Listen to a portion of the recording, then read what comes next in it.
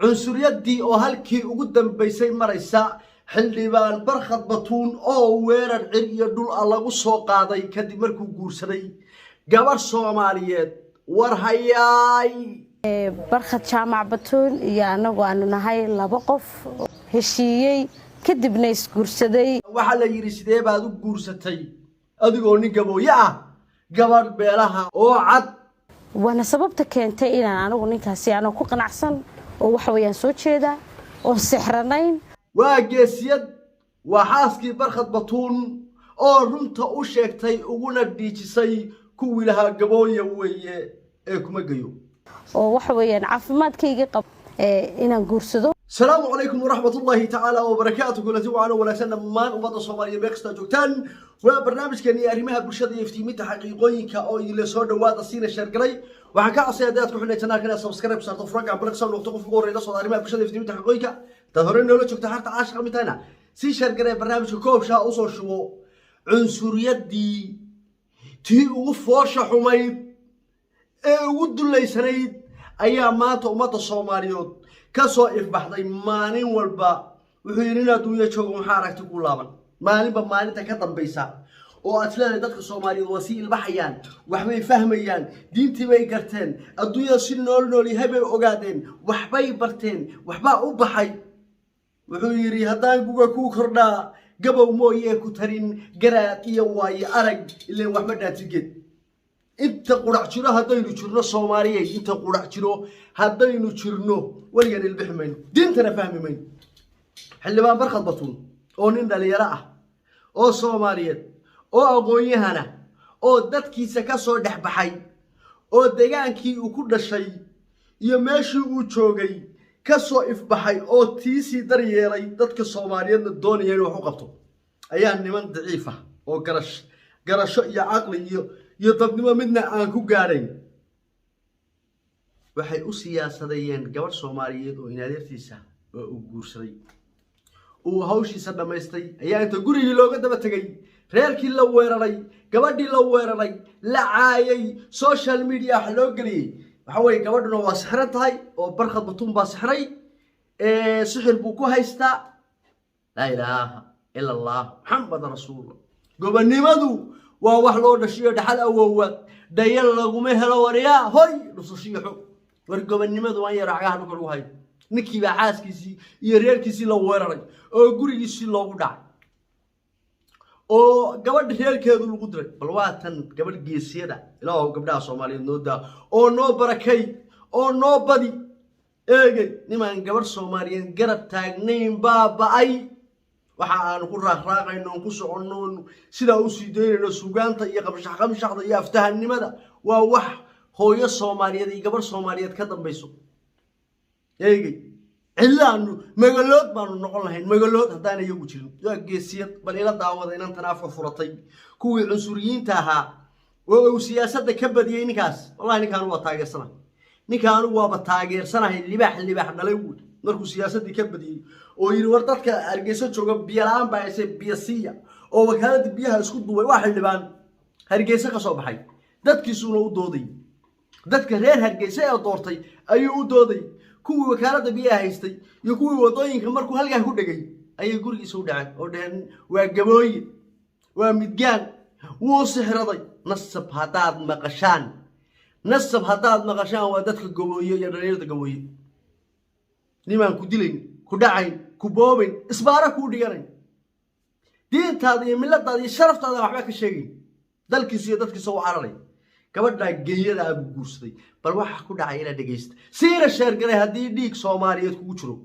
oo aad Soomaali tahay oo cunsuriyada ka soo horjeed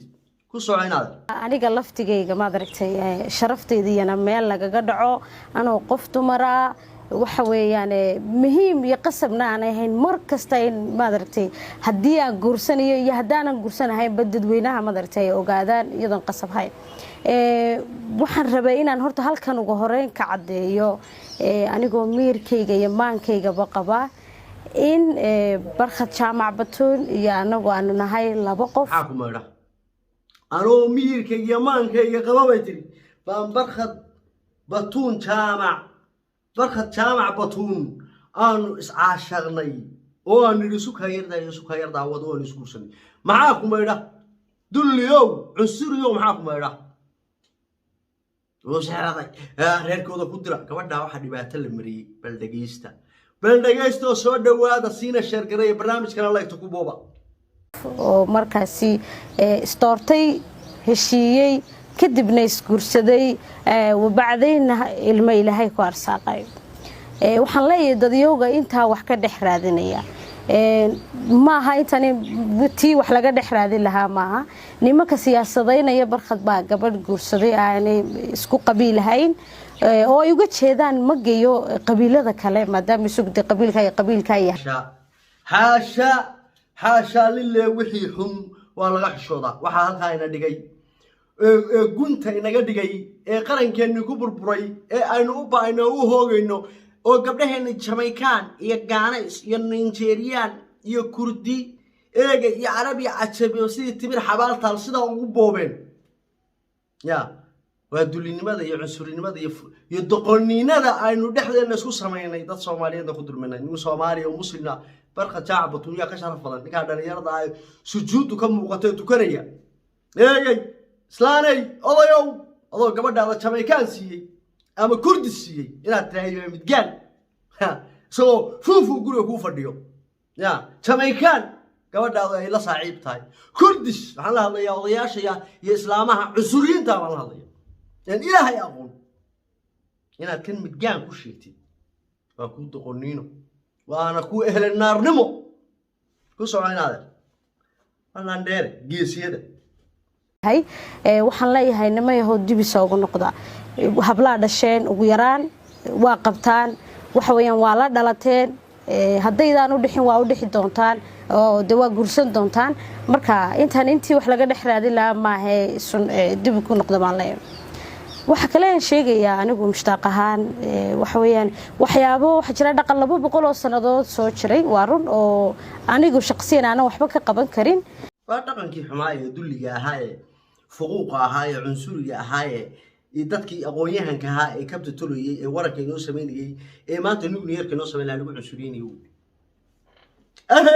la tubay bay tala gaadha maanta nuclear baan ahaan lahaa haddaan oday xun oo daalina cunsuriga islaan cunsuriyada haddaanay naga horreynin oo ba'yo oogan noo falkin lahayn maanta nuclear baan u yeelan lahayn dayax gacmeedna caalamkaan u dirsan lahayn shaqo fara badan iyo hawl badan u baahan aniguna aanan dabcan ahayn qof keligii jabin kara deerka caynkaasa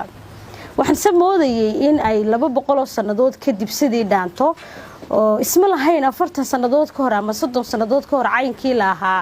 ayaa stiil leeyahay oo haba noo soo kordhin waa runtii waxa laaliyo wax noo soo kordhay bas barteeni waynu taagan joog meeshaadi joog betaa Soomaali halkii baanu taagannahay 300 oo sano aqliyadii xumayd ee diin la'aantii waxa weeye haysay awooyaasheenii waxaan falkay iyo guumaystii cadawga ahaa ee dadkan cilmigooda iyo aqoontooda ka baqay tiibeen wali taagannahay waruntii dhalinyaro far badan oo wax baratay wax fahmay ayaan islaha way ka mid yihiin dadyo wax fahmay anoo miirkayga iyo maankayga qaba ayaan guursaday barkhad caadiyan anigu dhaqamada caynkaas ay dadyoogaas aaminsan yihiin shakhsiyan ma aaminsani wana sababta keentay inaan anigu ninkaasi aan ku qanacsan oo wax weeyaan soo jeeda oo sixranayn oo wax weeyaan caafimaadkayga qaba maskixiyan iyo wax weeyaan jir ahaan baan qaba caafimaad qaba waxay dhaheen wuu sixraday waa u sixran tahay gurigay u joogtaa waa kuwii Hargeysa biyalaanta dhigay oo yiri biyihii dadka meel ku sheega ceelashii riyaga meel ku sheega mashruucii biyaha meel ku sheega wadooyinkan dhaqaalaha ku cunteen meel ku sheega ayaa gurigiisa loo daamar oo riinaag buu sixraday reer qansaxa oo 5ka ah isagoo nin gabooyi ah oo lacaayo website meel walba lagu soo qoriyay social media la taagan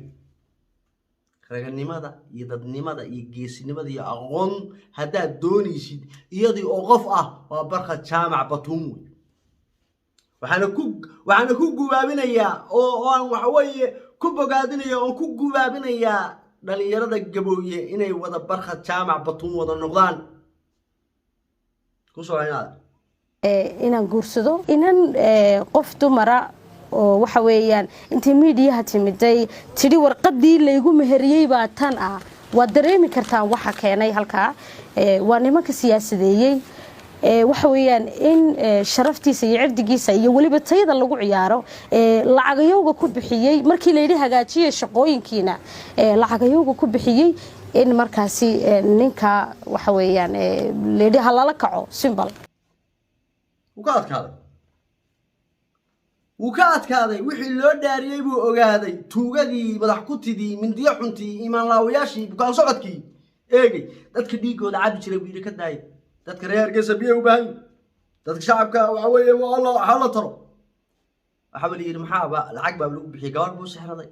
gabar reer qansax gabar reer qurac buu sixraday waa midgaan waa gabooy laandheere laba maaha saas uu soo taagay gabadhiisna waxa tiri ana sawjati bay taagantay oo cad baan maxaad ka bedeli kartaa ciimaad si galgalamaad soo galgal guna maada jirin gacalka ku jecel baan had kaalo goyn inaan gumeed maxaad ka goyn kartaa waqaas rolandheeraas ku socoynaa marka warqadii aan anagu isku mehersanay baa tan ah sababtaan u keenay miidiyahana waxa weeye maadaama oo ilmahayga ruuxu jira ku dhawaad 6 bilood waxa weeye bishii lixaad wax yar baa uga dhiman 6 biloodna Soomaali Maxamed gaar ahaan dadyowga siyaasadda ku jira oo wax weeye ayaa qaabab kala duwan u adeegsanayay marka arinkaygaasi anagu de qasab ma haynan miidiyaha inta nimaadna anagu waan iskuursanay ama meherkaygi baa halka ka dhacay qasab ma jiro jujub ma ha jacayl وهلك لا تجرتا قولي يقولك وصل عشان أذر وذرك ماهي معاك بدليشة هلك كسو نيعلي هلك كسو عتو عنصريات حني النار ما قال صفر كوسعو wax qasbayaan u garan maayo qasabna ma ahayn barkhadad baan ka dhashay weydiistay dadkiiba markii daba lala dagaalayo deelay siday ku dhacday nin caynkaas inuu gabadh caynkaas guursado diidaysan ugu garan maayo waa nin Soomaali muslima isku dhaqan nahay de waxa weeyaan isku bi'aadna nahay marka waxyaabaha sheegaysan ugu garan maayo muhiimku waxa weeyaan inaan idin sheego in anigu iyo barkhadaan isguursanay سلام يا سلام سلمنا من البلاء يا سلام سلمنا من البلاء gurigoodii bay tagay xitaa odaygii gabadha dhalay iyo ku soo direen iyo reerkoodii waxba kama bedeli kartaan bay tiri macal reerkii bay tiri waxba kama bedeli kartaan niyo ninkan ana caashaqay ana jecel waa nin Soomaaliyeed oo muslim oo tukanaya shadiisa salaado tukanaya waxa rabaa inta si raaciyo arrin kale oo jirta umad yahay Soomaaliyeed nin dhalinyaro ah oo la yiraahdo Ali Sheegow oo la yahay oo Columbus ahaayay deganaa hooyadii Faaduma la yiraahdaa maamadaas goofan bay furtay cid inankeedu u raadisay ma jirto goofan markay aad furtidna oo waxa weeye qofku dhaqaalaha haystana dad detective iyo ciidan iyo security waxba ku shaqeynaya hooyada la yiraahdo Faaduma Columbus oo ahaayay degan Soomaaliya hal caawiyo wiilkeedii Ali Sheegow oo 19 jira ayay ilaa iyo maanta laadahay muddo 2 bilood koob la tagay bishii hore ilaa iyo maanta la leeyahay waxaan idinka codsanayaa arinta waxa kala xidhiidhaysan goofanka Safiya Tusmo fanaanada Soomaaliyeed ee abwaanada ayaad kala xidhiidhaysan waa Ali Sheegow hooyadii oo Faadma la yiraahdo oo Columbus oo hay'ad degan ilmaada reyaalo oo tolow oo walaalayaalo oo Soomaaliyeed oo muslimow hooyada Soomaaliyeed hala caawiyo goofankana laga qayb galo barnaamijkii idsi agoontana haloo diyaar garoobo si share garay barnaamijka like to kubob subscribe ku furo gambalelkana si raaci aragtidaadana commentiga igu soo qor waxa soo qortaa cunsuri down inaan gumeed down miskiin down indhow garad down wixii xun down xaqa iyo cadaaladda inuu la jirnaa waa xarta caashaqa oo leeka aftax boodada internet hadda ku kulmi doono barnaamijku xiga waxaan ka tagayaa warsan iyo nabadino wassalaamu calaykum wa rahmatullahi ta'ala wa barakatuh